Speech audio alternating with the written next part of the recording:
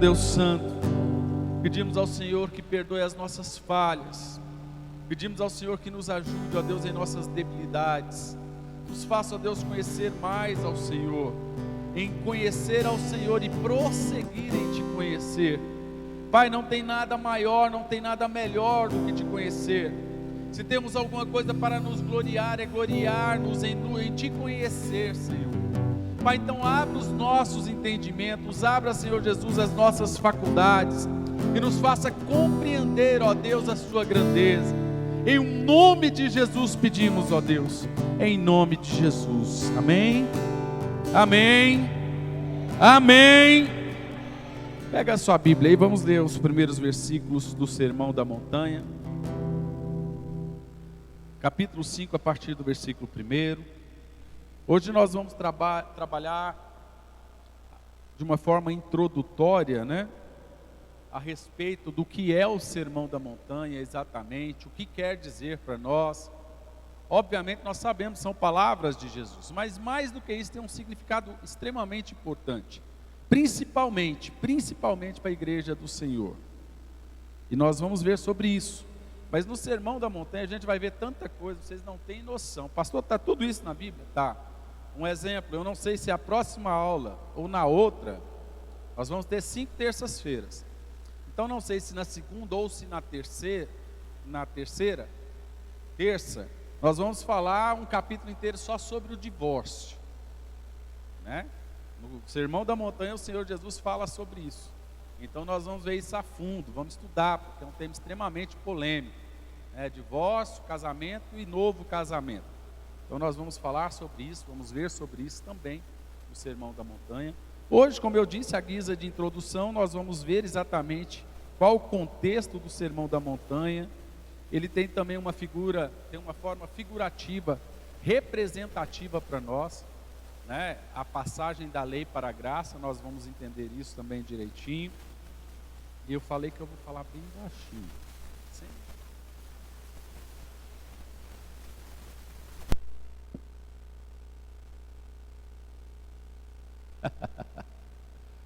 O que vocês acham? Eu só vou falar no microfone porque estão gravando para mandar para as outras igrejas. Senão eu ia falar.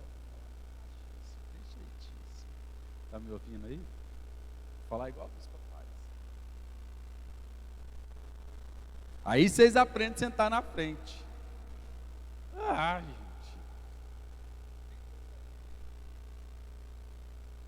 Então a culpa é da Loiane. Nem a camisa eu troquei, filho. Todo mundo achou? Mateus 5. É o Sermão da Montanha, irmãos. É do capítulo 5 ao 7. São 3 capítulos, 5, 6 e 7. Amém? Então a gente vai ler aqui, pelo menos até as bem-aventuranças, passar para a nossa introdução. Hoje nós vamos, se eu conseguir fechar as bem-aventuranças, as 4 horizontais, hoje eu estou feliz, tá? Para a gente depois, na próxima aula e na outra, a gente entrar aprofundando um pouco mais sobre isso. Todo mundo achou? E vendo as multidões, quer dizer, havia muita gente com ele, ele subiu a um monte. E quando ele estava sentado, aproximaram-se dele os seus discípulos. Então eu quero que você imagine o cenário, eu quero que você imagine o que estava acontecendo, né? Primeiro Jesus começou o Sermão da Montanha para os seus discípulos, só que as multidões chegaram. Então, embora a ideia era passar para os seus discípulos, eu vou falar até de forma mais clara, né? O novo mandamento, ou passar para eles de forma introdutória a instituição do reino de Deus, até porque o capítulo 4 você vai ver que Jesus fala muito sobre o reino de Deus. Então mesmo que a ideia inicial era passar para os discípulos, ele acabou passando para as multidões, para muita gente. Amém, gente? E ele, abrindo a sua boca, ensinava-os dizendo: abençoados são os pobres em espírito, porque deles é o reino do céu. Abençoados são os que choram, porque eles serão consolados. Abençoados são os mansos, porque eles herdarão a terra. Abençoados são os que têm fome e sede de justiça, porque eles serão saciados. Então essas 4 primeiras bem-aventuranças, elas são chamadas 4 bem-aventuranças horizontais. E as demais são as verticais. E a gente vai entender depois direitinho por que é chamado dessa forma, né? Porque tem um propósito, tem algo específico. Não é necessário você ter divina revelação, um dom de Deus para você fazê-las. Uma pessoa que tem bom caráter, uma pessoa que tem boa consciência, um homem bom, ele é capaz de fazer as 4 bem-aventuranças, ou ser abençoado pelas 4 bem-aventuranças de forma horizontal. Amém? Só continuando, versículo 7. Abençoados são os misericordiosos, porque eles obterão misericórdia. Aí já passa mais o que nós chamamos as bem-aventuranças verticais, porque aí já não é mais só da natureza humana, tem espiritual também. Abençoados são os puros de coração, porque eles verão a Deus. Abençoados são os pacificadores, porque eles serão chamados filhos de Deus. Então veja que nas demais tudo tem a ver com o reino de Deus, tem a ver com o próprio Deus. Pastor, mas na primeira lá que fala dos pobres de espírito também não tem algo espiritual? Nós vamos ver daqui a pouquinho também. Abençoados são os perseguidos por causa da justiça, porque deles é o reino do céu. Então a recompensa é reino dos céus. Abençoados sois vós quando homens vos insultarem e vos perseguirem, e falsamente dizerem toda espécie de mal contra vós, por minha causa. Então é vertical, é por causa do Senhor. Alegrai-vos e sejam imensamente felizes, porque grande é a vossa recompensa no céu, pois assim perseguiram os profetas que foram antes de vós. Somente até aí, assenta no seu lugar.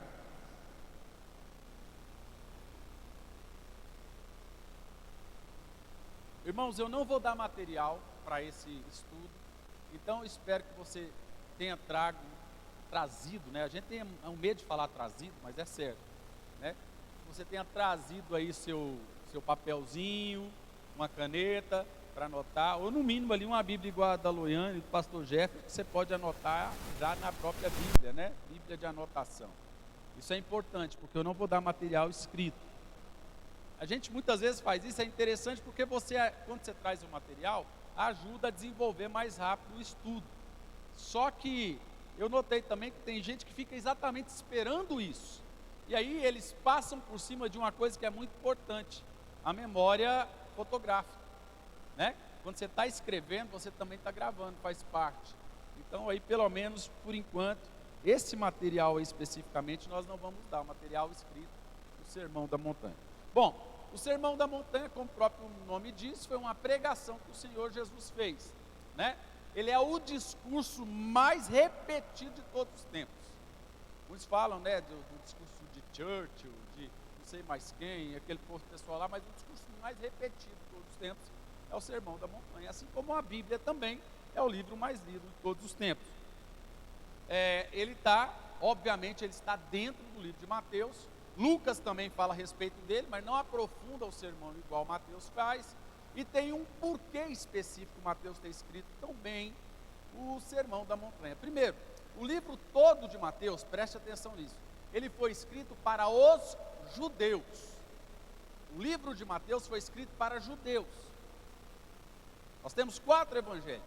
E nos 4 evangelhos, nós temos diferentes públicos que são destinados para os 4 evangelhos. O livro de Mateus foi escrito para judeus. A ideia de Mateus era apresentar o Messias para os judeus, aquele que viria. Então eu quero que vocês prestem bem atenção nisso, porque disso aqui emanará todas as outras coisas a respeito do Sermão da Montanha. Mateus foi escrito para judeus. É a história de Jesus, é o evangelho de Jesus Cristo para os próprios judeus, para que eles pudessem compreender que o enviado, o Messias profetizado por Isaías e por todos os outros profetas, era Jesus, o Nazareno, aquele Jesus que foi crucificado.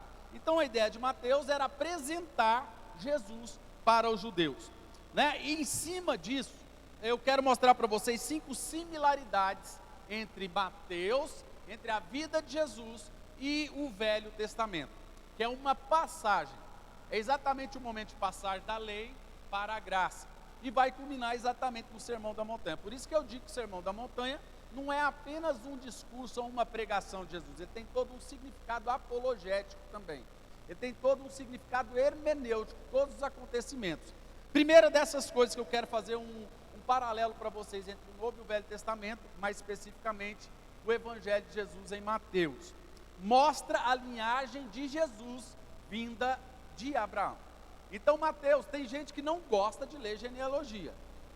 Eu estava falando esses dias na célula pastoral que nós tivemos sexta-feira passada, né? Algumas pessoas falam, não, genealogia não é necessidade, genealogia é Bíblia, genealogia é inspirada, genealogia sim, tenha o que do Espírito Santo, o Espírito Santo anda pela genealogia.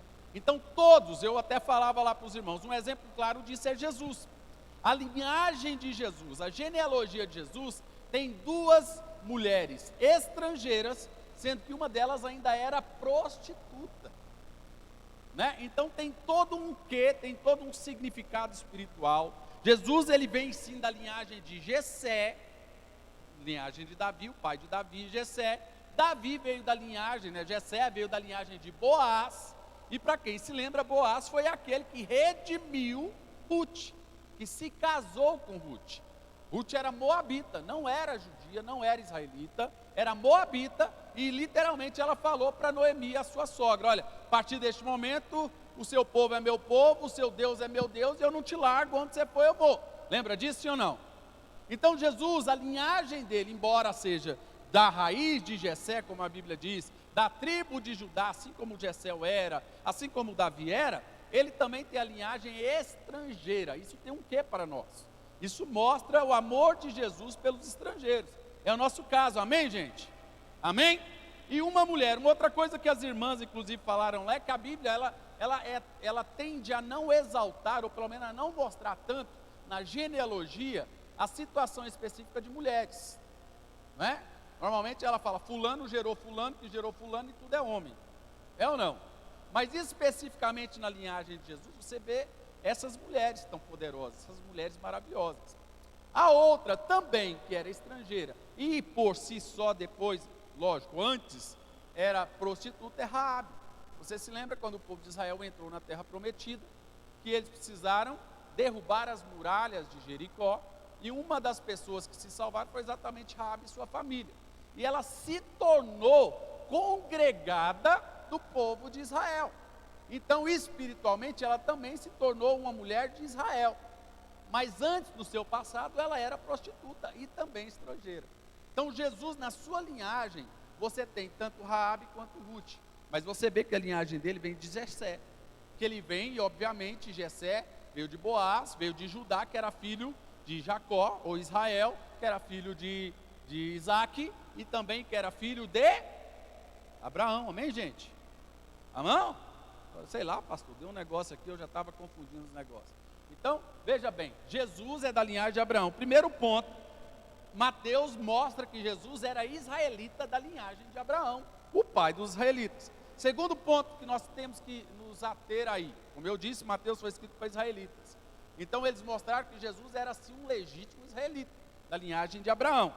Segundo, ele foi perseguido, Mateus mostra isso, perseguido por Herodes. Lembra disso, sim ou não? Lembra ou não? Vamos lá, gente, vamos ler a Bíblia.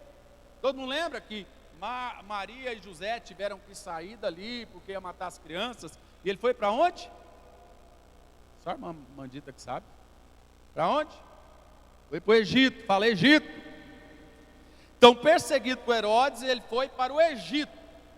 Você deve se lembrar também que José, que é tipologia bíblica de Jesus, também foi perseguido pelos seus irmãos e foi para onde? Para o Egito. Então é o segundo ponto que Mateus deixa bem claro, tentando fazer uma analogia entre Jesus e Moisés, entre Israel. Terceiro ponto da analogia: Deus tira do Egito Jesus. Eles saíram do Egito, lembra? O anjo falou, pode voltar, já não tem mais perigo. Então Deus tira do Egito e logo depois o que acontece? Aos 30 anos já, ele passa pelo batismo, diga, batismo. Você deve se lembrar que quando Israel saiu do Egito, eles também passaram por um batismo. Embora não tenham mergulhado nas águas, mas eles atravessaram o mar Vermelho. Então eles passaram no meio das águas. Quarto ponto, Jesus é tentado no deserto. Aonde o povo de Israel se tornou nação? No deserto. Diga, no deserto.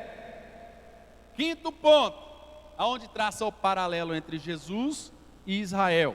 Moisés sobe ao monte e ao descer ele traz a lei de Deus para o povo. Lembram disso? Lembram? Ele subiu ao monte e no monte tem a sarça, vocês devem se lembrar, a voz que dizia, tira a sandália dos teus pés, porque essa terra que você está é terra santa, e ali o Senhor lhe entrega os mandamentos da lei. Amém? Embora o original ele tenha quebrado, mas a lei foi dada por Deus. Quando ele desceu, ele viu aquela prevaricação, aquela bagunça, ele logo quebrou as tábuas e depois ele refez. É Moisés que refez, não foi Deus não, tá? Eu já vi pastor pregando que Deus fez de novo as tábuas da lei. Não. Moisés que foi lapidar as tábuas da lei em pedra de novo, porque ele quebrou as primeiras. Tá? Mas quem deu a lei foi o próprio Deus. Jesus, da mesma forma, logo no início do seu ministério, você viu no capítulo 4, ele falava a respeito do reino de Deus, e ele se separou com seus discípulos. E no texto, logo no primeiro versículo, nós vemos que Jesus subiu ao monte sentado.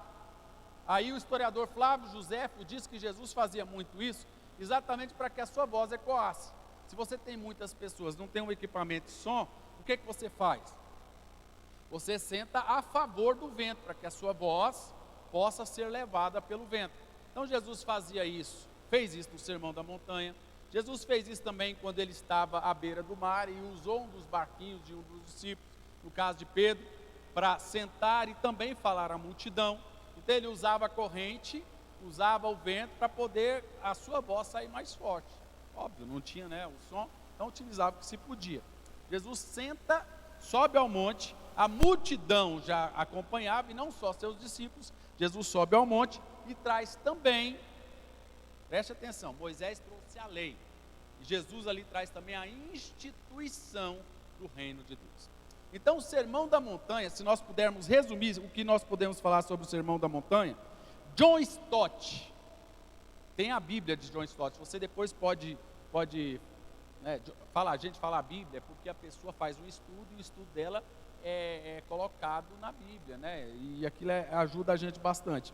O John Stott, ele faz, nós pudéssemos resumir todo o Sermão da Montanha em um só versículo, seria o versículo 8 de Mateus 6. Então vamos ver lá o capítulo 6, versículo 8, rapidinho.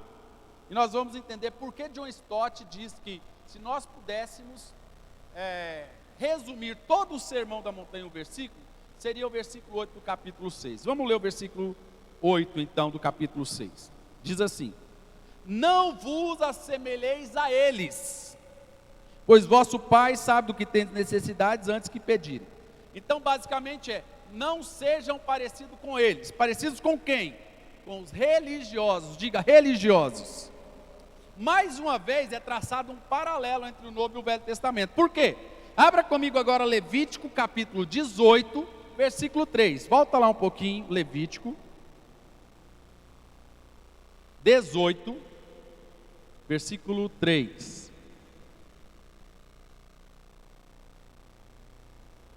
Então o que Jesus traz é uma nova instituição, uma nova forma de seguir a Deus. A Cristo, ele era o próprio Cristo, Então, não é errado você falar, mas como diz, é fora de tempo. Muitas vezes a gente fala, e Jesus lá no Salmo e tal, Jesus está em toda a Bíblia, é óbvio. Mas quando você está falando a respeito de Jesus homem, ou está pregando o Evangelho, você tem que entender e respeitar o lapso de tempo na Bíblia. Tá bom? Depois a gente fala mais sobre isso. Então vamos ler aí o versículo 3 do capítulo 18 de Levítico. Olha só. Todos acharam? No versículo 1 logo fala: o Senhor falou a Moisés dizendo, fala aos filhos de Israel e diz-lhes, eu sou o Senhor vosso Deus. Aí, no versículo 3, olha o que está escrito: não fareis, isso foi o que Moisés falou para o povo, a mando do próprio Deus. Deus falou para ele, depois ele passou para o povo: não fareis como fazem na terra do Egito, na qual habitastes, nem fareis como fazem na terra de Canaã, aonde eu vos estou conduzindo, nem andareis nos seus costumes. Então, no Velho Testamento, o Senhor fala para o povo de Israel: não faça como os egípcios, não faça como os cananeus, não tenham os mesmos costumes, não vivam da mesma forma. E Jesus, no capítulo 6, no versículo 8 de Mateus, eu quero que vocês entendam o paralelo. John Stott diz que isso aqui resume bem o Sermão da Montanha. No capítulo 6, versículo 8 de Mateus, Jesus faz a mesma coisa. Só que o paralelo aqui é, enquanto Moisés falava para não fazer como os egípcios e como os cananeus, Jesus está dizendo para não fazer como os religiosos de então. Ou seja, Jesus traça um paralelo e coloca no mesmo pé de igualdade os cananeus e os egípcios, que era assim, ou seja, estavam para Israel, né? Os cananeus e os egípcios, assim como os religiosos estavam quando Jesus veio trazer uma nova instituição, ou veio instituir o reino de Deus, estavam para o povo de então. Ele colocou no mesmo pé de igualdade. De novo, capítulo 6, versículo 8: não vos assemelheis, ou não façam igual, não sejam iguais. Iguais a quem? Olha, versículo 7: mas orando não useis de vãs repetições, como fazem os pagãos, mas pois pensam que por muito falarem, serão ouvidos. Aí no 8 ele diz: não vos assemelheis a eles, pois vosso Pai sabe o que tendes necessidade antes de pedirem. Aí, mas ele diz lá atrás, que falam dos fariseus, e eu vou explicar essas figuras de linguagem agora, antes da gente entrar propriamente no Sermão da Montanha. O especial aqui é, em Mateus, a mensagem é para judeus. Então, o que o evangelista está tentando passar aqui, e ele passa isso bem claro no Sermão da Montanha, é que Jesus é o Messias profetizado. Mas para ser o Messias, o povo tem que ver ele como Messias. Veja bem, existe Messias para, presta atenção no que eu vou falar, não estranha não. Existe Messias para estrangeiros, sim ou não? Não. Jesus morreu Messias e ressuscitou Cristo. Parece loucura, mas é a verdade. Jesus morreu Messias e ressuscitou Cristo. Veio para os seus não o receberam. E todos aqueles que receberam foram feitos filhos de Deus e herdeiros de Deus. Veja bem, para Israel tem o Messias, o profetizado, ou enviado para as nações. Só que eles não o receberam. Então ele se virou para quem? Para os gentios, diga gentios. E quando os gentios o receberam, não foi mais o Messias, porque o profetizado, o Messias, é para Israel. Nós não esperávamos o Messias. Então para nós existe o Cristo, o enviado, na verdade o ungido. Cristo, o ungido. Vocês entenderam o que eu quis dizer? Morreu o Messias e ressuscitou o Cristo. Amém? Por quê? Para Israel, ou pelo menos para a grande maioria dos judeus, morreu, acabou. A não ser os judeus cristãos, mas morreu, acabou. Por esse motivo que as duas testemunhas retornarão. As duas testemunhas retornarão após o arrebatamento da igreja, no meio da semana, exatamente para pregar em Jerusalém o Senhor Jesus. Vai dizer: aquele que vocês crucificaram, ele era o Messias, e vocês ainda estão esperando o Messias, porque os judeus ainda estão esperando o Messias. Eles não entenderam que quem morreu foi o Messias, eles ainda esperam o Messias. Então as duas testemunhas na metade da última semana de Daniel, dos 7 anos, elas vão descer em Jerusalém e vão pregar o Messias. Vai falar o Jesus que vocês crucificaram, o mesmo que Paulo falou, do mesmo jeitinho que Paulo falou, elas vão falar: aquele que vocês crucificaram, na verdade, o jeito que Estevão falou, o jeito que Filipe falou, né, todos eles falaram: o que vocês crucificaram o Messias. Então o Messias ainda vai voltar para os judeus. Quando ele vai fazer isso? Depois da tribulação. Aí depois da tribulação, o Messias literalmente volta para eles. para os que passarem pela tribulação. Então tem gente que faz uma confusão aí, achando que após a tribulação, todo mundo vai se salvar. É os 144 mil. Somente judeus que passarem pela tribulação vão ter o tal da segunda chance que o povo fala. E aceitar, só os que vierem da tribulação, até porque quem não vier vai morrer. Os judeus, gente, o que Hitler fez com os judeus é fichinha, em vista do que vão fazer com eles na tribulação. A Bíblia diz que o sangue vai jorrar pelas ruas. E eles virão para destruir totalmente. Aí é quando o Senhor Jesus volta com a igreja. Após 7 anos, aí sim Jesus volta. Isso aí, irmãos, a gente só está fazendo a guisa de introdução. Isso é outro estudo, tá? Mas é só para a gente não passar desapercebido, para vocês entenderem o que é o Messias e o que é Cristo. Ah, mas não é a mesma coisa? Não, não é a mesma coisa. É a mesma pessoa. Jesus é o Messias, Jesus é o Cristo. Só que para os seus, eles ainda estão esperando o Messias. Não, gentio não tinha aspiração nenhuma. Os gentios, no caso nosso, a gente não pensava em nada. A gente não tinha um conceito, uma profecia, nada por nós. Lógico, a profecia que estava em Abraão estava também para nós, mas nós não tínhamos conhecimento. Porque o Senhor falou para Abraão: em ti serão benditas todas as famílias da terra. Mas nós não tínhamos conhecimento sobre isso. Nós éramos os bárbaros da história. A gente não tinha noção, a gente não tinha conhecimento sobre isso, né? Então Jesus morreu o Messias e ressuscitou Cristo. Por quê? Porque quando ele ressuscitou para os gentios. Amém, gente? Amém ou não? Está claro isso? Por esse motivo, as duas testemunhas, que é Moisés e Elias. Pastor, mas me pregou, a gente falou lá para mim que era Elias e Enoque. Meu Deus, eu já vi isso aí também. Onde é que está escrito? É porque eles acham que é um critério seletivo de Deus não ter morrido. E a Bíblia diz que Enoque foi levado em vida, e Elias também, né? E a Bíblia diz que Moisés morreu. Ela diz que Moisés morreu. Só que o seu corpo não foi achado, e houve uma contenda entre um anjo do Senhor e Satanás para tomar o corpo, porque ele queria o corpo para fazer o que ele quisesse, né? Usar ele como idolatria, usar ele de alguma forma. Então eles acham que é um critério seletivo para ser testemunha das duas testemunhas de Apocalipse, não ter morrido. Não tem isso na Bíblia, olha. Está dado a morrer uma vez, depois segue-se o juízo.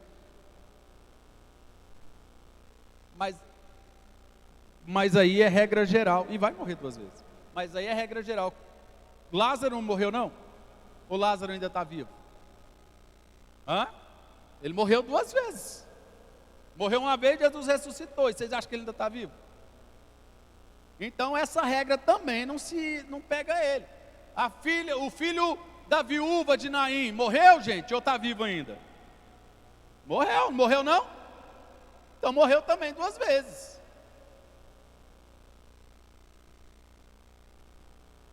Um faz fogo cair do céu, Elias. Então está claro lá que é Moisés e Elias. Bom, mas o assunto é esse, é outro. É só para deixar claro para vocês que Mateus foi escrito para judeus. É uma forma, é uma testemunha, entende o que eu quero dizer? É uma testemunha contra os judeus. Então o evangelho de Mateus é uma testemunha contra os judeus. E é óbvio, a gente se beneficia de toda a escrita, de tudo isso para nós, amém? Então entendam bem esse paralelo que é criado pelo escritor, lógico, pelo Espírito Santo, porque embora tenha sido escrito por Mateus, mas é o Espírito Santo que deu essa inspiração, amém, gente? Então tem um paralelo. Da mesma forma que Moisés falava sobre egípcios e os cananeus, da mesma forma Jesus falou a respeito dos religiosos, amém? Amém? Jesus no Sermão da Montanha abre comparativos entre os discípulos e os que não são discípulos. Preste atenção nisso, para entender todo o Sermão da Montanha e para entender também todo o livro, o Evangelho de Mateus. Jesus abre comparativos. Primeiro abriu o comparativo do Velho Testamento para o Novo Testamento. Segundo, ele usa 4 exemplos, 4 tipos que nós precisamos entender como comparativos para compreender o Sermão da Montanha. Amém? Primeiro comparativo que ele utiliza, fariseu, diga fariseu. Se você for olhar direitinho, o fariseu era doutor, gente, era uma pessoa que tinha que estudar pelo menos 10 anos. Um médico não estuda tanto para se tornar médico como um fariseu estudava para se tornar fariseu. Um médico com 6 anos, ele já pode fazer residência, 5, né? Já pode fazer residência, faz mais 3, está autorizado até para abrir a cabeça de uma pessoa, né? Mas o fariseu não, para ser fariseu era pelo menos 10 anos. Era uma faculdade de pelo menos 10 anos. Ele estudava por 10 anos para pelo menos começar a ser chamado de fariseu. Paulo era fariseu de fariseus, então ele ainda tinha um grau a mais disso. Ele era pós-graduado no farisaísmo, isso aí, entendo. Né? Então, Jesus utiliza da figura do fariseu. Isso está no Sermão da Montanha, está nas parábolas de Jesus que nós veremos, isso está em todo Mateus. Só que Jesus utiliza o fariseu aí com um significado deturpado. Veja bem, fariseu não quer dizer que era uma pessoa má, não quer dizer que era um hipócrita, mas Jesus utiliza da figura do fariseu para mostrar isso. E como é que ele mostra para nós o fariseu? Ele mostra os fariseus como um moralista, alguém que se acha superior aos outros, alguém que dá muito valor à aparência, até de ser chamado de sepulcro caiado. O que é sepulcro caiado? Né? Lá de fora você faz no túmulo lá, coloca pedra, deixa tudo arrumadinho, bonitinho, a graminha, deixa tudo bonitinho. Mas depois, pro lado de dentro, o trem está desbarrancando, está destruído, ninguém olha, só olha o exterior. Então a figura de linguagem que Jesus deixa sobre o fariseu é esta: é um moralista que só está de olho na aparência. É alguém que ele coloca como sepulcro caiado. Essa é a primeira figura que ele deixa para nós entendermos o Sermão da Montanha e entendermos também o livro de Mateus. Segundo tipo que é utilizado por Jesus para nós compreendermos: mestre da lei. Pastor, fariseu não é o mesmo mestre da lei? Não, não é.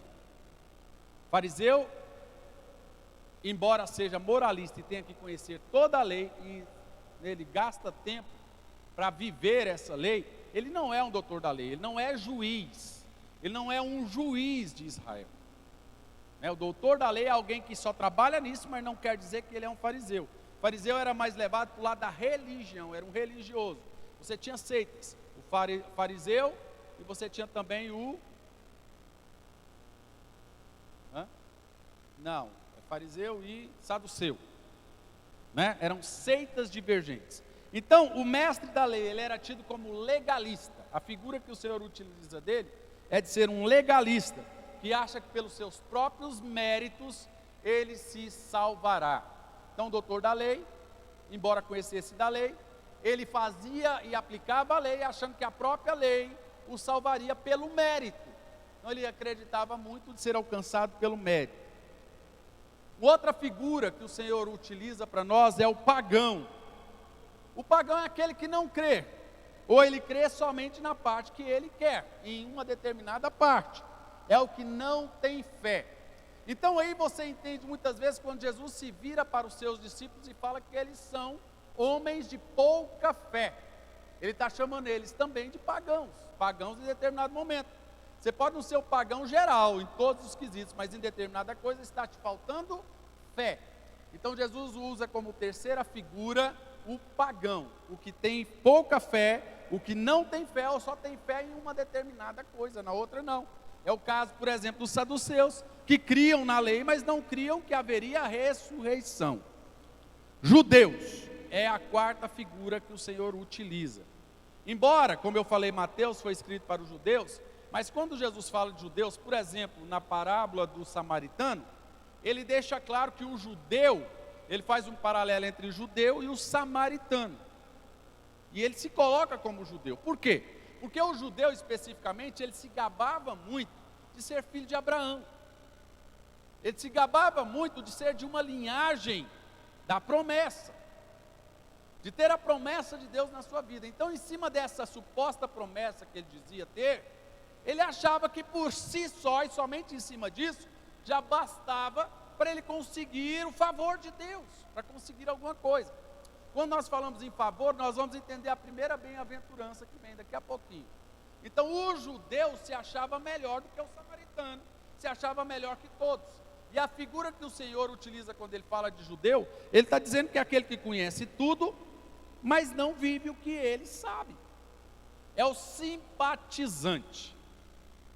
É aquele irmão, é aquela pessoa muitas vezes que vem à igreja, passa até muito tempo na igreja, você deve conhecer muitas pessoas assim. E ele vai ficando, mas nunca toma uma posição. É o simpatizante. Vou ficando, não, tá bom, tá gostoso. Se você apertar um pouquinho, ele corre. Ele não fica. É o que o Senhor fala do homem ou mancebo de qualidade, o jovem rico, né? Eu guardo a lei, eu faço isso, eu faço aquilo outro. Então tá, então faz aquilo outro. Tchau, Senhor, estou indo.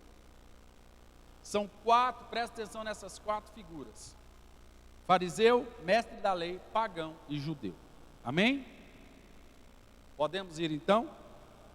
E aí nós vamos para as primeiras 4 bem-aventuranças, que nós chamamos de bem-aventuranças horizontais. Como eu disse, bem-aventuranças horizontais é porque você tem de forma uma recompensa também natural, não tão espiritual nesse ponto.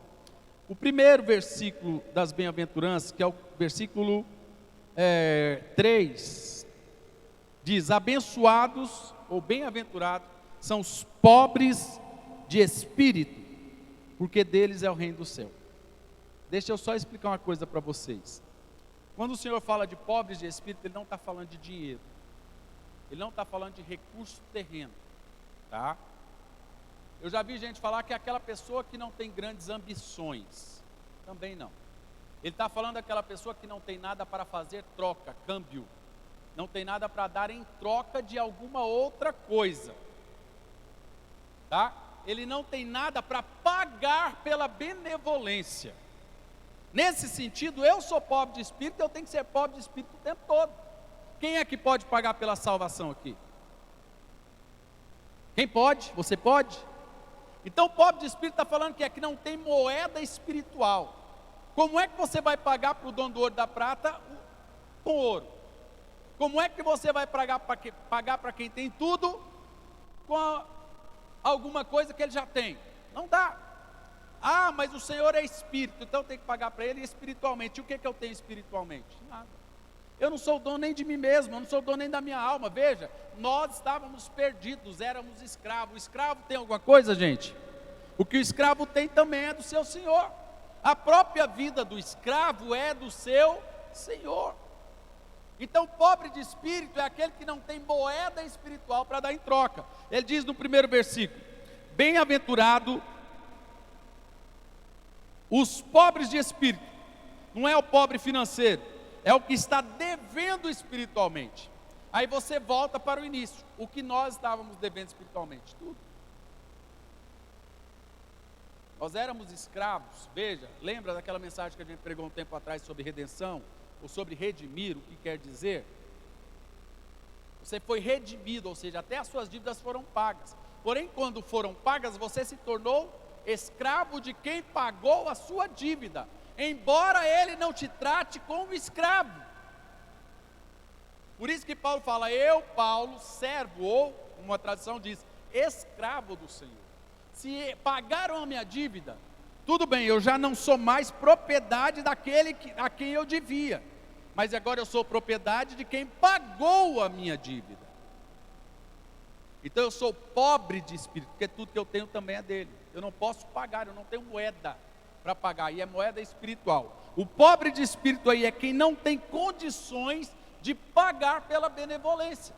Bem-aventurado o pobre de espírito, é o humilde, é o devedor espiritual, não tem moeda, é humilde, ele não tem o toma lá da cá. Isso aqui, gente, é interessante a gente falar, porque ele vai exatamente contra o tipo do evangelho que é pregado hoje em dia. Qual que é o evangelho que é pregado hoje em dia? Faça isso e Deus vai fazer aquilo para você.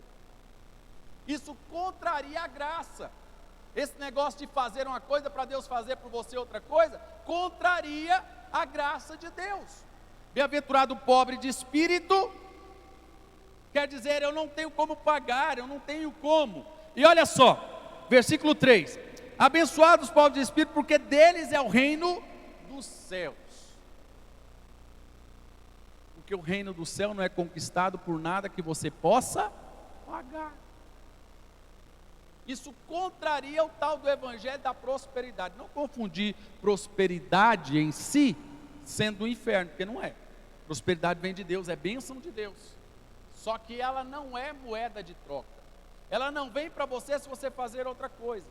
Pela graça sois salvos. Isso é dom de Deus. Dom é uma graça. É algo que não pode ser pago por ela.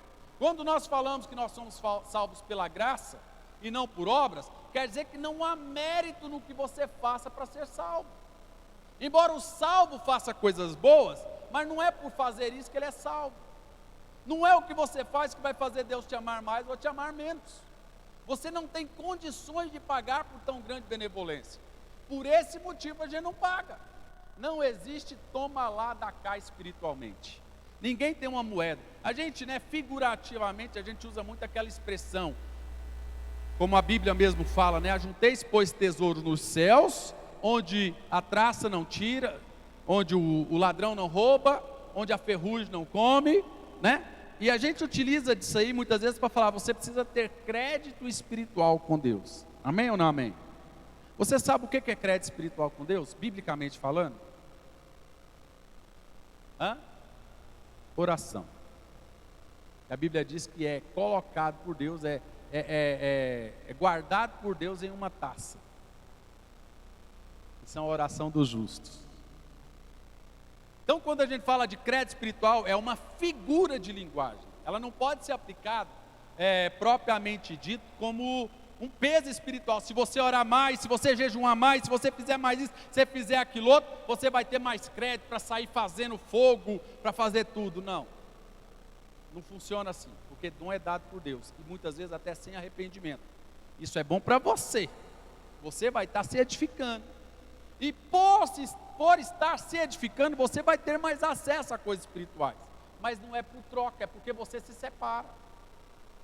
Você está entendendo? Você se doa, você começa a viver nesse mundo espiritual. Outra mensagem que nós pregamos aqui há algum tempo, não sei se vocês vão lembrar, sobre regiões espirituais. O Senhor já nos deu todas as coisas nas regiões espirituais, mas eu tenho que ir lá nas regiões espirituais retirar. Eu não retiro na região natural, ou seja, eu tenho também que acessar o espiritual para fazer isso. Amém? Está claro isso? Então a primeira bem-aventurança: bem-aventurados os pobres de espírito, não pobre financeiro, porque deles, versículo 3, porque deles é o reino do céu.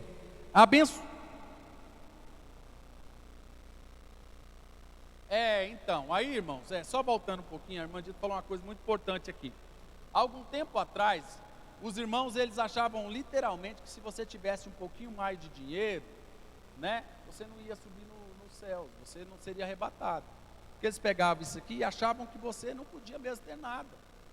Eu já falei aqui de um irmão, a irmã Dita não lembra porque é antes dele, é antes dela. Meu pai lembraria, se fosse o caso, do Geraldo. Não, o Geraldo lá de Goiânia. E esse irmão, ele de repente ele começou a ler as coisas na Bíblia, e ele literalmente parou de comprar sabonete, não usava mais sabonete, não barbeava, não tomava banho, fala assim, tudo é vaidade, Salomão já falava sobre isso. Então ele começou a viver mesmo de qualquer jeito, desmantelar da vida. Não, a Bíblia fala que para você entrar no céu, eu tenho que ser pobre. Então ele vivia, na verdade é como um desajeitado, não como pobre, como um bagunçado. E ele começou a ter isso mesmo. Igual a ele, gente, há algum tempo, você pensa que é doideira, que é loucura? Não. Isso já aconteceu nos Estados Unidos por mais de uma vez. Na Rússia, uma vez aconteceu com a morte de muitas pessoas por isso. Eles foram e chegaram até ao suicídio em massa. Aconteceu agora na Nigéria, esses tempos agora, talvez você deva ter visto aí a reportagem, agora que eu digo, há 2 anos atrás, um falso profeta lá falou para o povo que eles precisavam jejuar para fazer Jesus voltar.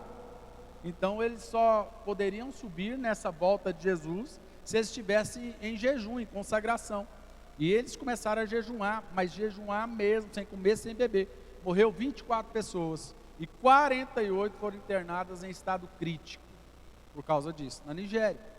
porque confundem as coisas, não entendem o poder do Evangelho, não entendem as coisas e aplicam isso de uma forma errada.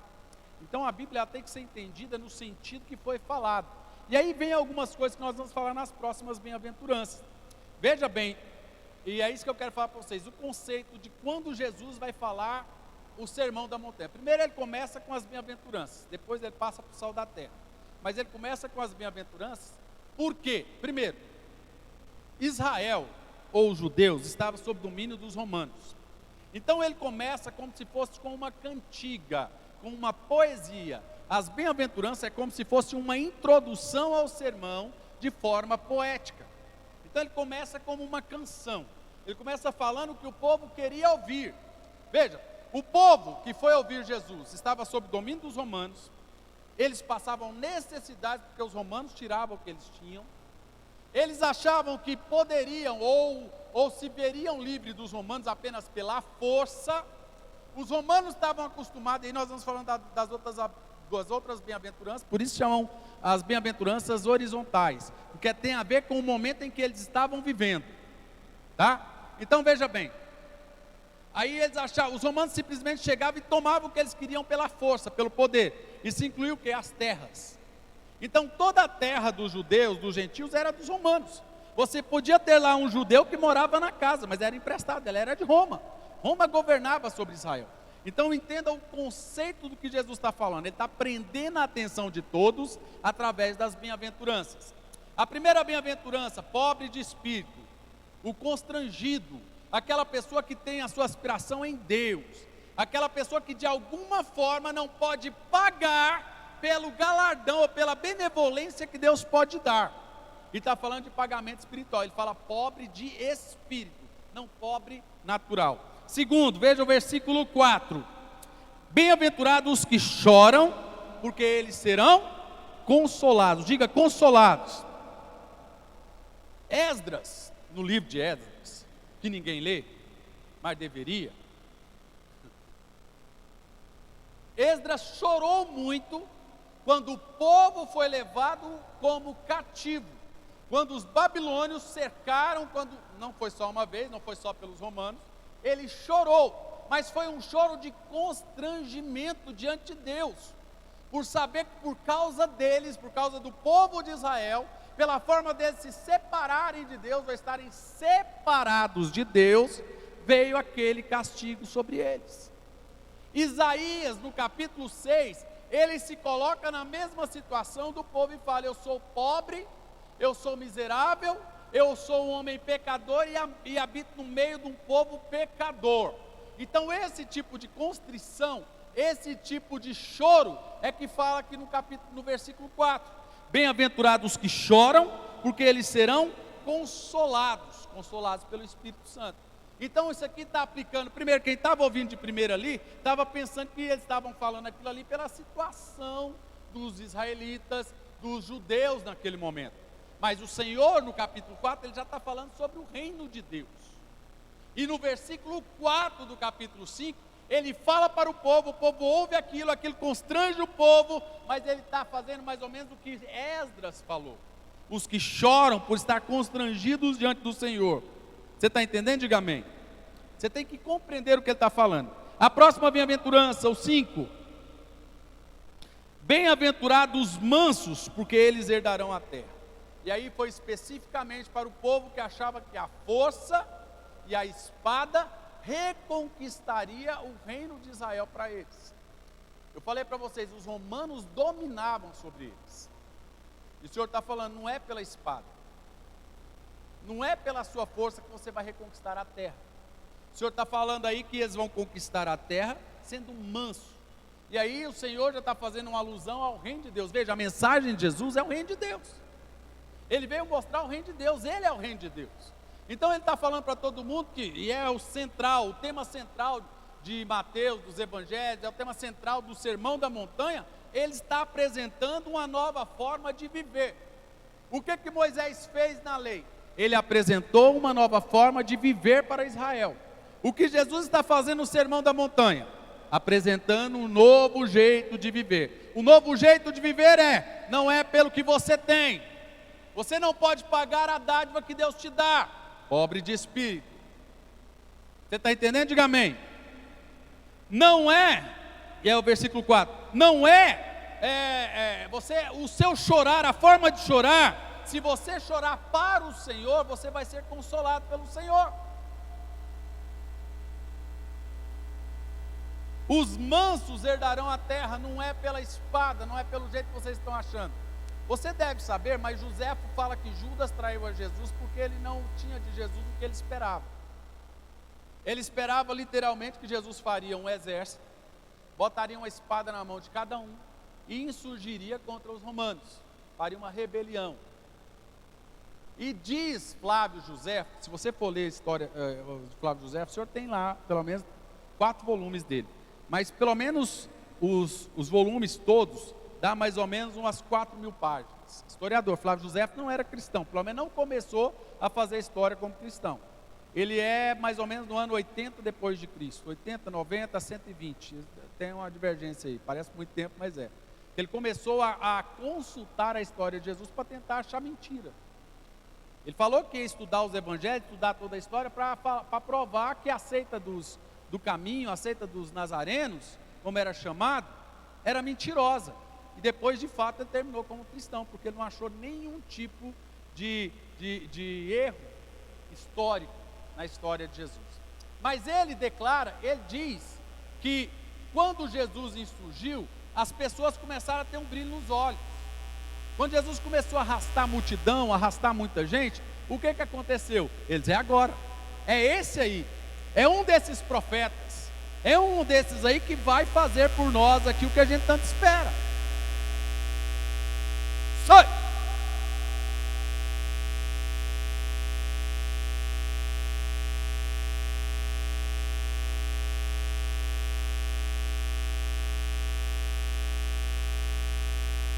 Vamos lá, continuando, dá para ouvir assim mesmo, né? Então, a vontade deles era que Jesus liderasse uma rebelião contra o Império Romano. Aí o Senhor Jesus começou a mostrar de forma diferente, e isso magoou profundamente Judas. Vocês estão entendendo? Quando Jesus pega o nardo e a mulher derrama aquilo sobre ele, Judas fica enfurecido. Mas ele ficou enfurecido, a Bíblia fala que por causa do valor daquilo ali. Porque ele achava que ia juntar um dinheiro, juntar muito recurso, e aquele recurso que ele juntasse ia financiar a rebelião contra os romanos. Jesus simples virou para ele e falou que não é assim, não é pela espada, não é desse jeito, o reino dele não é daqui, o reino é do céu. Não é isso que Jesus falou? Quando Jesus fala para o povo, os mansos herdarão a terra, ele está dizendo, essa terra não será conquistada pela espada. E ele está falando profeticamente para nós, diga, para mim, que nós herdaremos a terra com o Senhor Jesus.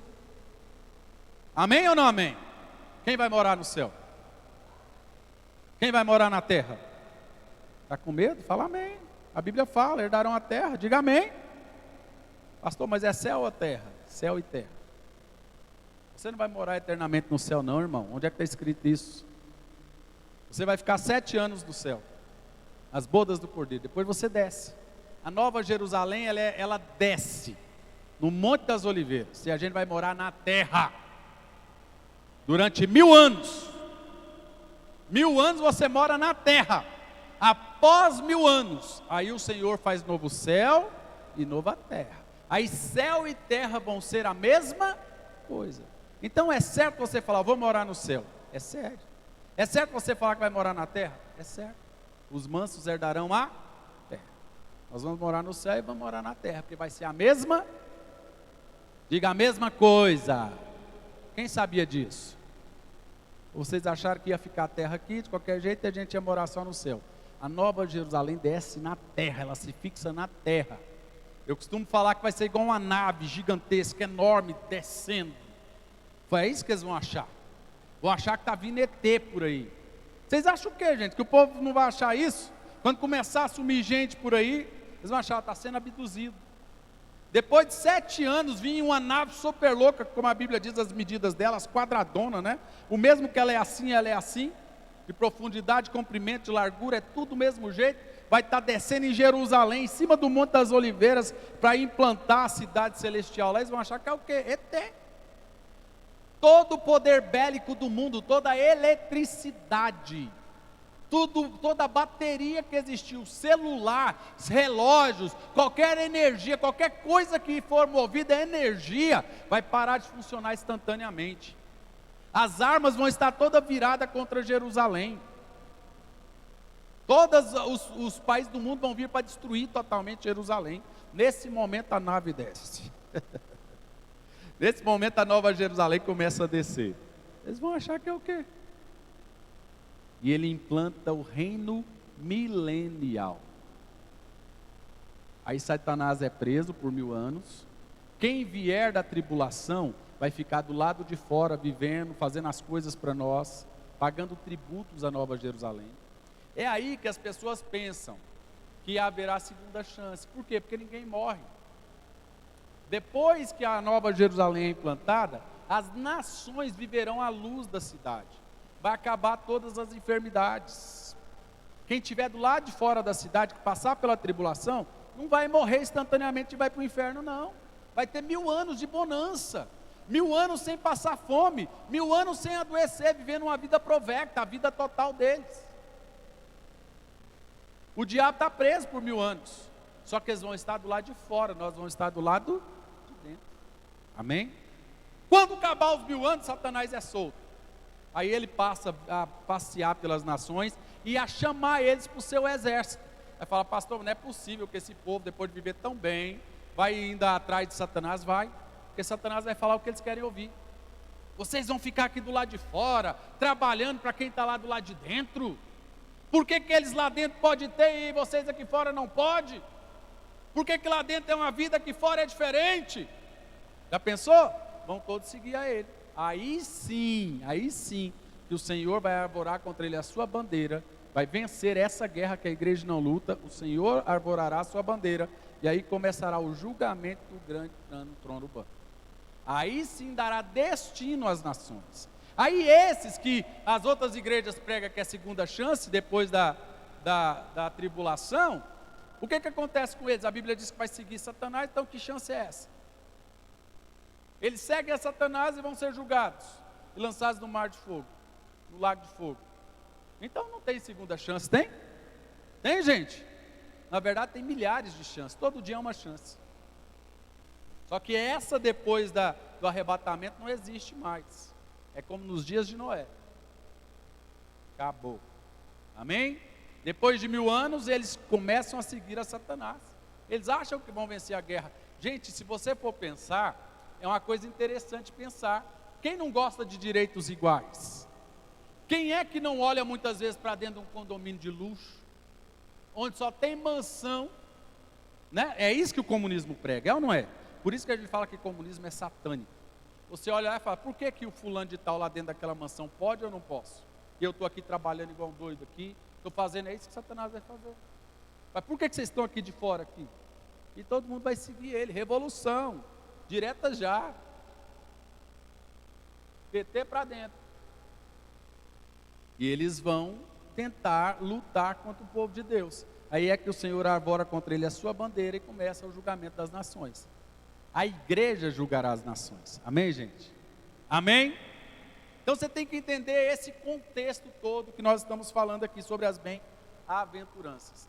Bom, eu queria continuar, a gente tem 10 minutos só para terminar as bem-aventuranças, porque o próximo assunto da semana que vem vai pegar fogo, muito. A gente vai falar sobre sal da terra, sobre viver. Como eu disse, o Sermão da Montanha é a instituição da forma de viver no reino de Deus.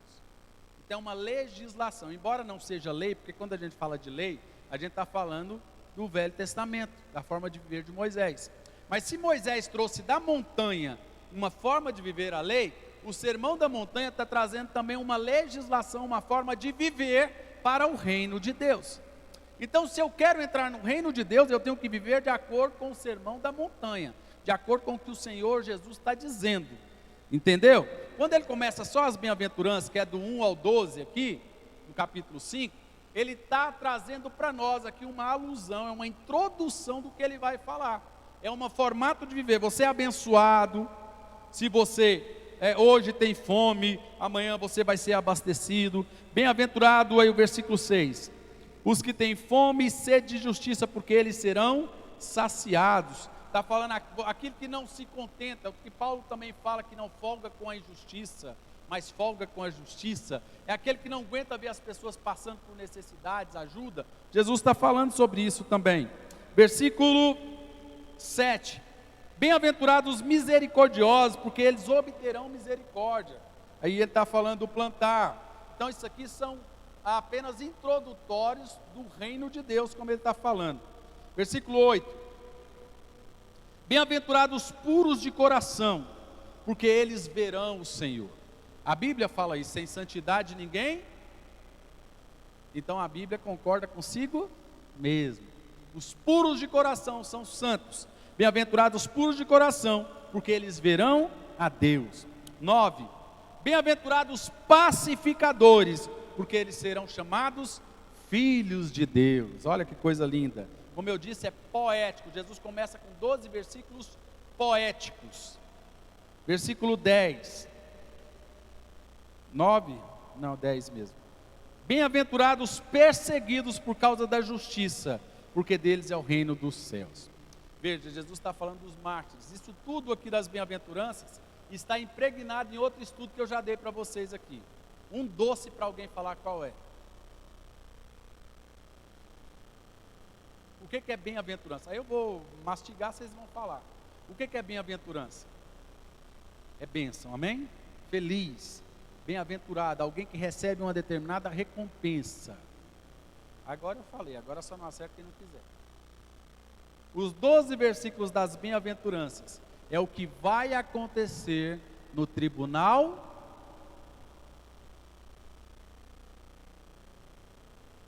Gente, agora eu fiquei sem graça.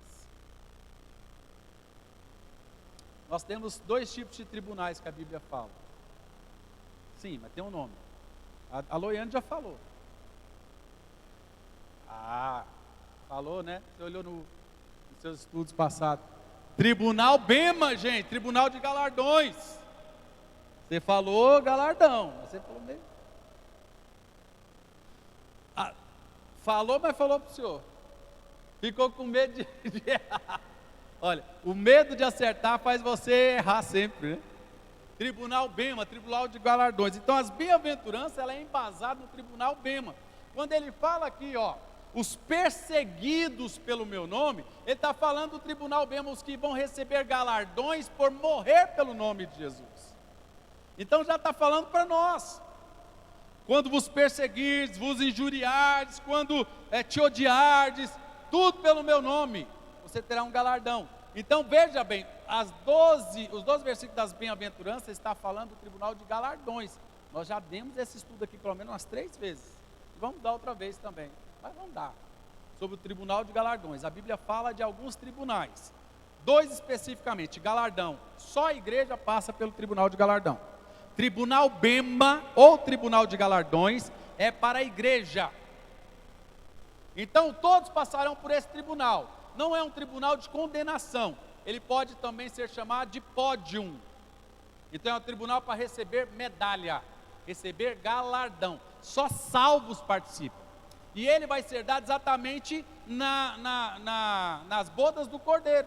Nos 7 anos que nós estivermos lá, nos 7 anos que aqui estará a tribulação, nos 7 anos que estivermos lá, nós receberemos o tribunal de galardão. E aí depois a gente passa para vocês direitinho. Quem não se lembra, a gente volta para isso.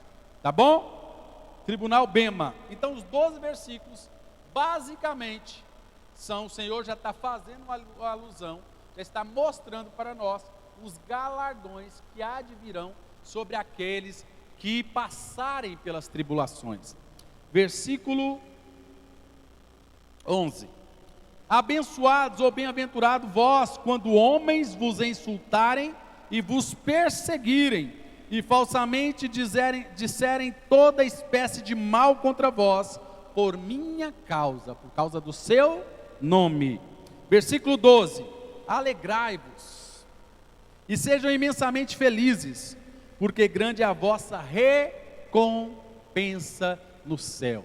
Tribunal de galardões, Bema. no céu. Grande é a vossa recompensa. Por que no céu?